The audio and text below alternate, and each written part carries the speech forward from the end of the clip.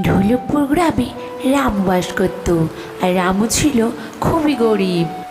গিন্নি, ও গিন্নি, কি হয়েছে? তুমি এত ডাকাডাকি করছো কেন? ঘরে এক মুঠো চালও নেই খাওয়ার মতো। কি করবো বলো, আমাকে কেউ কাজ দেয়নি। আজও আমরা না খেয়ে ঘুমাতে হবে। ঠিক আছে, দেখছি কালকে কি করা যায়। পরের দিন রামু গেল দোকানির কাছে।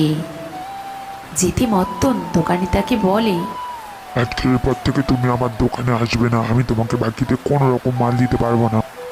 কি করব দাদা, এই বর্ষাকালে আমাকে কেউ কাজ দেয় না, আমি কি করব? তুমি না মাল দিলে আমার না খেতে পেয়ে মরতে হবে। সেটা তোমার ব্যাপার, তুমি এখান থেকে বেরিয়ে যাও, আমি তোমাকে কিছুই দিতে পারবো না। এবং রামু একটা জায়গায় বসে খুব কান্নাকাটি করতে লাগলো। এই দেখি সেখানে একটা বয়স্ক মহিলা আসলো আর বলল, বাবা, তোমার কি হয়েছে আমাকে বলো, তোমার কি হয়েছে? এই বর্ষাকালে আমার কেউ কাজও দেয়নি, আর দোকানি কোনো মালপত্রও দিচ্ছে না। আমাদের এই বর্ষাকালে না খেতে পেয়ে মরতে হবে। বাবা, তুমি বলো তো, তোমাকে একটা উপায় বলি। কি উপায় বলো, আমি সব করতে রাজি আছি।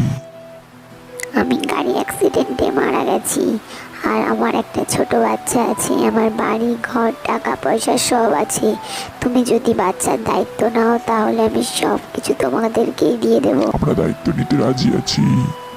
আমাদের কোনো বাচ্চা নেই, আমি ওকে নিজের বাচ্চার মতোই দেখবো। গিন্নি, ও গিন্নি, শিগগিরই চলো, তোমাকে সবকিছু বলছি যেতে যেতে।